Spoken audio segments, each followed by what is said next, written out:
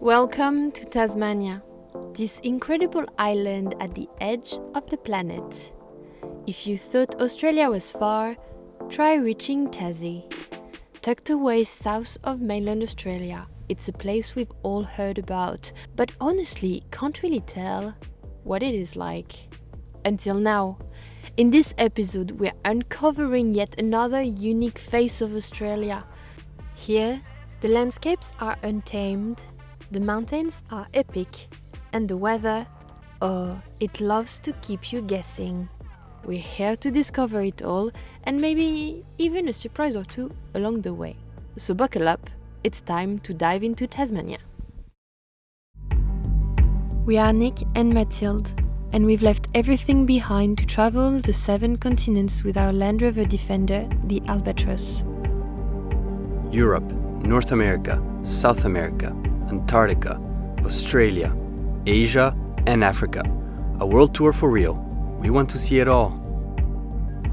This is day 941 and we are in Tasmania. This is the next Meridian expedition.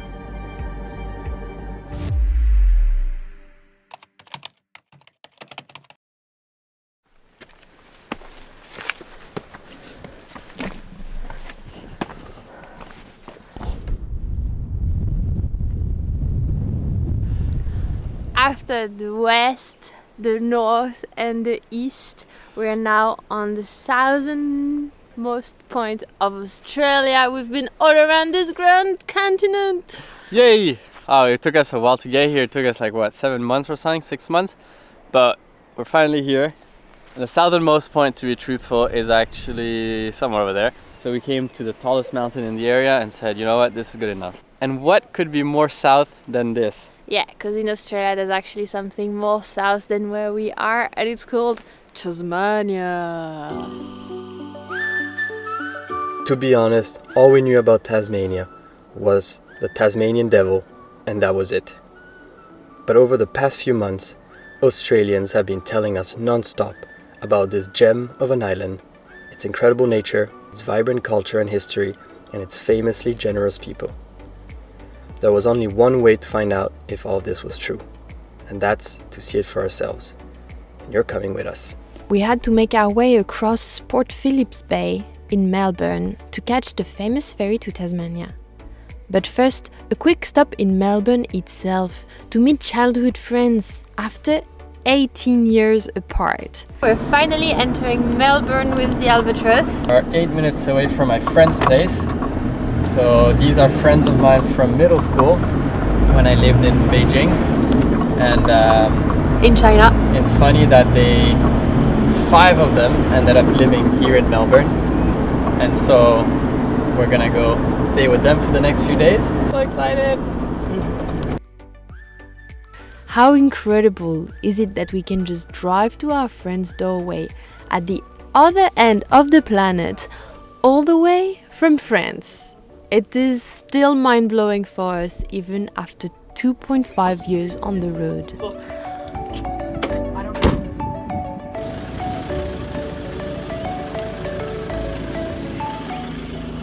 Did you like it? Yeah, only stalled once. That's good, I guess. Oh, and as a bonus, there's a little band in town at the exact same time, so we grabbed tickets. 3, 2, 1. Nothing big, nothing extra, just Coldplay, you know?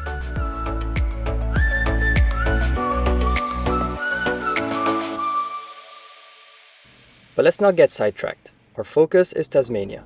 Enough city time, we've got an island to explore. But between us and Tasmania, a 12-hour ferry ride. After a quick wash to pass biosecurity checks, we arrived at the port and boarded the Spirit of Tasmania. Okay, you're both heading to deck 8 into our recliner lounge, and there your seat number allocations on the ticket. Okay, all thank right, you. Straight down, security will tell you which lane. Thank you.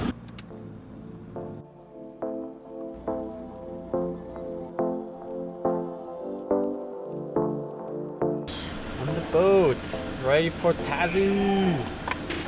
Alright.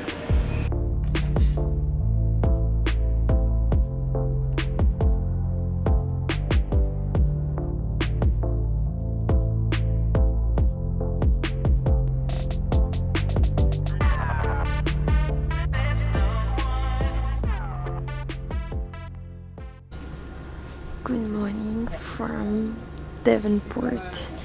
We woke up on our reclining chairs, managed to sleep quite a bit. We crossed the Bass Strait. It's 240 kilometers between where we are now and Australia mainland. And I'm going to wake up and we're going to go get the car.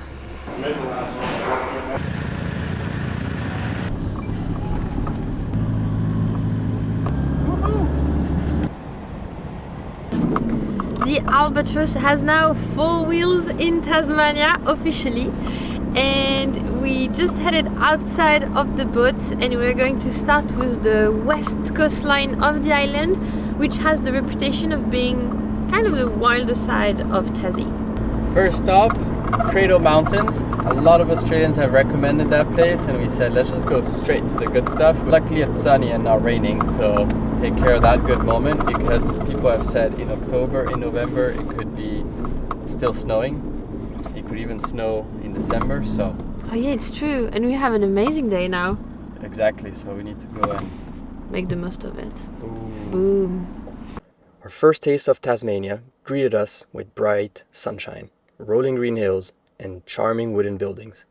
It felt like stepping into a painting. But in the blink of an eye, the sky darkened, just enough to hint at the mighty Tasmanian weathers and adventures ahead. Time for a hike. Looks like it's gonna rain. They said it won't until end of the day, but They said it might be honestly, thunder and snow. End of the day. okay. So we better run. Tasmania is home to some of Australia's most iconic hiking trails, and we were about to discover landscapes unlike anything we'd seen on the mainland.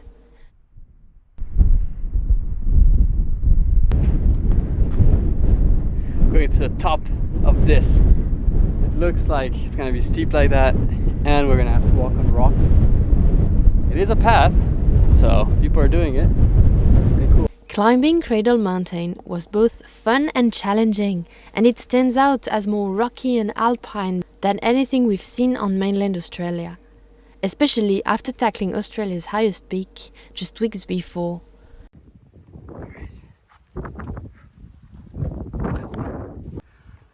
Look how cool this is. Got all the snow, and we're at the top of the world. But Cradle Mountain is just the beginning and the most known one. Tasmania is packed with scenic hikes, each one more stunning than the last. Cradle Mountain completed, and now we're checking out a bit what the campsite in Tasmania will bring us. The great stuff in Tasmania is they have tons of free camps, and the first one we found is this one. Look, we have our own little lake. We have Nick in the background working on his computer, bright blue sky, and a river where potentially we could see platypus.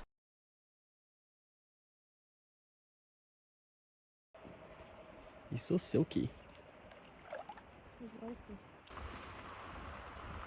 Another platypus right there. Look at him. You can see him so well.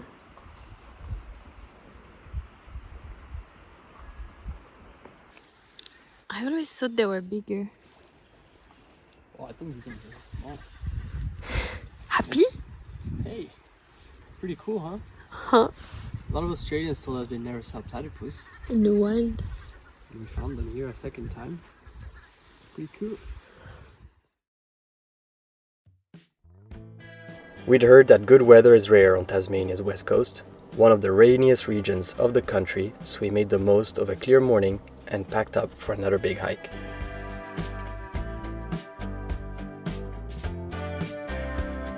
We're both still a bit in pain from the hike of yesterday, but time to be strong. Pack the bags. As always, we geared up with our trusty Matador backpacks, compact when folded, but perfect for tackling any adventure when needed. And a shout out to our friends at Matador. Check the link in description to explore their awesome travel gear.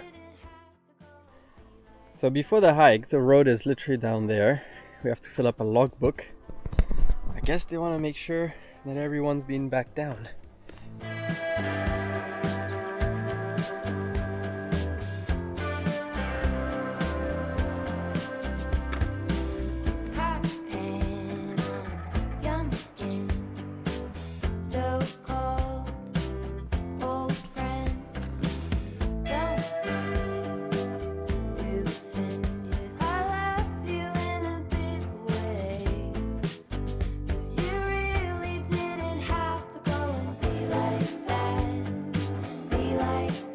we're almost at the top.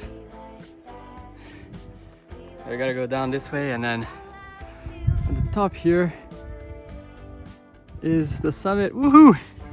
No crowds, rocky peaks, and alpine lakes, Mount Murchison felt like a scene from our native Alps. But no, this was Tasmania, full of surprises at every turn. This hike quickly became our favorite in all of Australia so far. Arctic glacier, so cold in nature. That brick you threw bounced off me and flew back at you. Pretty steep, huh? And also, right on the edge. Whoa, slow down. And now I gotta walk all this way, but it's really steep. An albatross is parked somewhere on this road. You know what I would love? What? We should ask Matador to put paraglides inside the bag, Yeah? so that I just run and then Yeah. She's pulling Mathilde back, she's being silly. But it would be amazing to have paraglides and go down. Nice. By the time we made it back down, the weather had completely shifted. First came the fog, then heavy rains, eventually swept away by strong winds. It would change every 5 minutes, so we decided to call it a day, heading westward to discover a new side of Tasmania and find a camp spot on these rugged lands.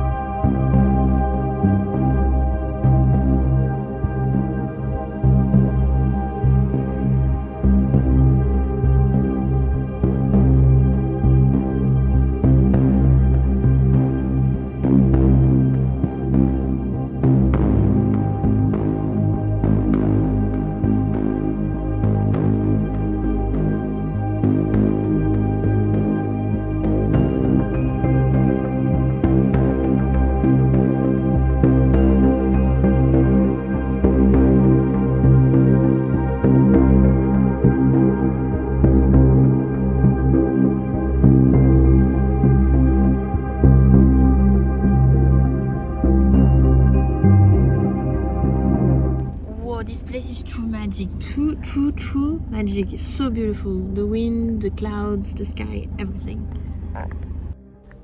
This is the Tasmania we were promised. Unpredictable weather and epic hikes. For now, we'll cozy up and wait for the skies to clear, eager to see more of what this incredible island has to offer. Patience, patience. There is no point fighting the mighty Tasmanian weather. So we're hiding out inside the car now because we arrived to this beautiful spot that the drone shot is circling around right now. But we can't go outside because it is super windy. So as you can see here, just calmed down as soon as I said it. But normally this is moving quite a lot. There it is. And so it's very windy. And so inside we're just making dinner, which is salad. And we're gonna share some noodles.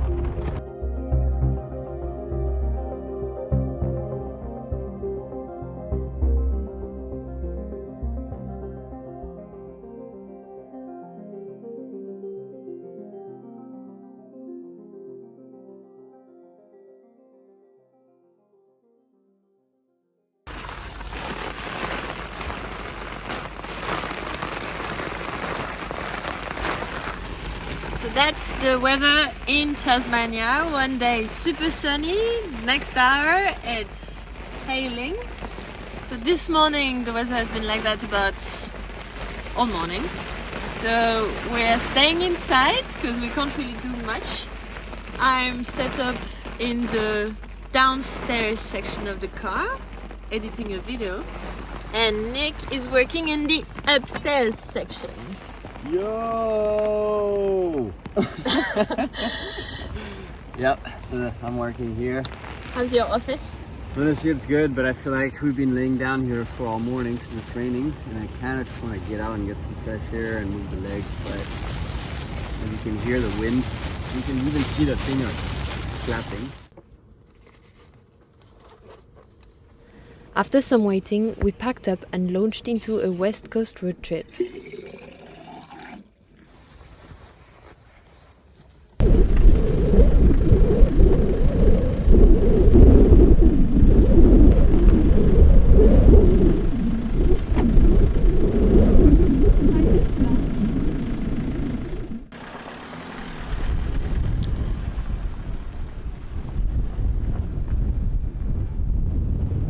Hiking may have been off the table.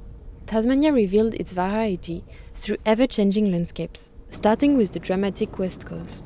And we just saw appearing the ocean with huge waves crashing on the coastline. Yeah, we're gonna go to the dunes, and I hope from the dunes we'll have a good view on all the waves.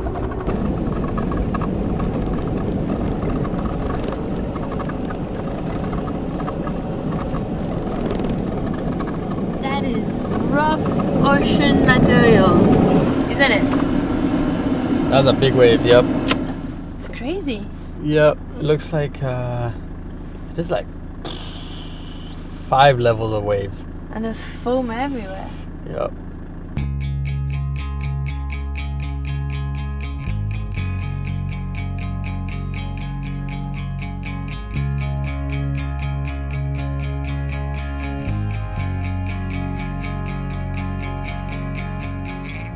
Even to get the drone to fly, we have to like aim in between the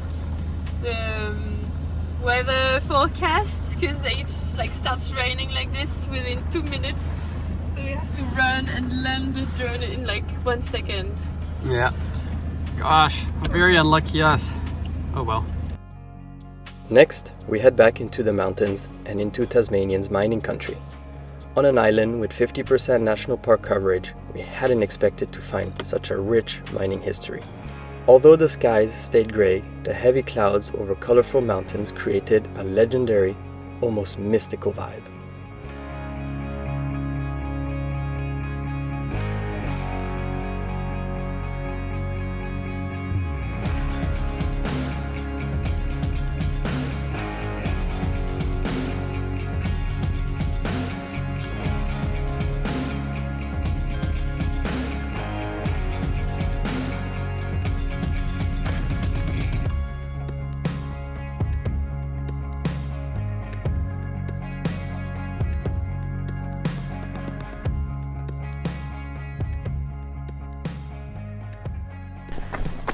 I just noticed, look over there.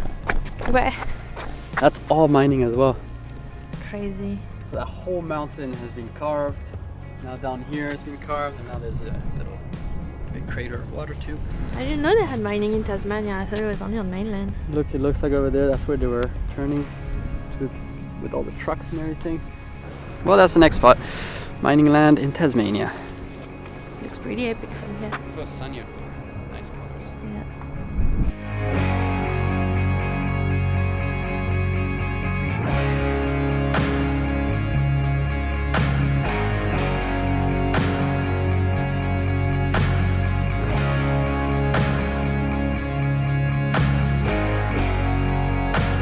Coming down the other side of the range, we were greeted by lush, fern-filled forests and delicate waterfalls. The mist and fog made everything feel perfectly in tune with the landscape.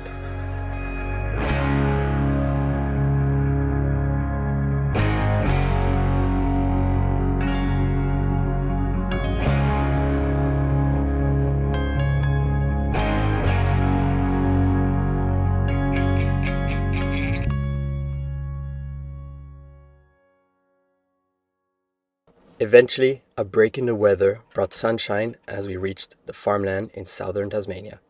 Rolling pastures, fruit orchards, and small historic towns welcomed us on our way to Hobart, the capital of Tasmania. So we've been around Hobart and now we're at Mount Wellington. So on the top of the city, Hobart is right behind us, it's cloudy, And honestly, it's at minus 45 degrees Yeah, parallel, meridian or something. And Ushuaia was? minus 54. So Ushuaia is much more south than here, but there's really similar vibes, like mountain with the ocean in front and waterways and the city built in a bit of an epic way, like on the downhills. Yeah, we're at Pretty. the end of the world, but in the Australian side. Cool. Welcome to the other end of the world. Nice. Hobart, Australia's second oldest capital after Sydney, thrived in the 1800s as a whaling station.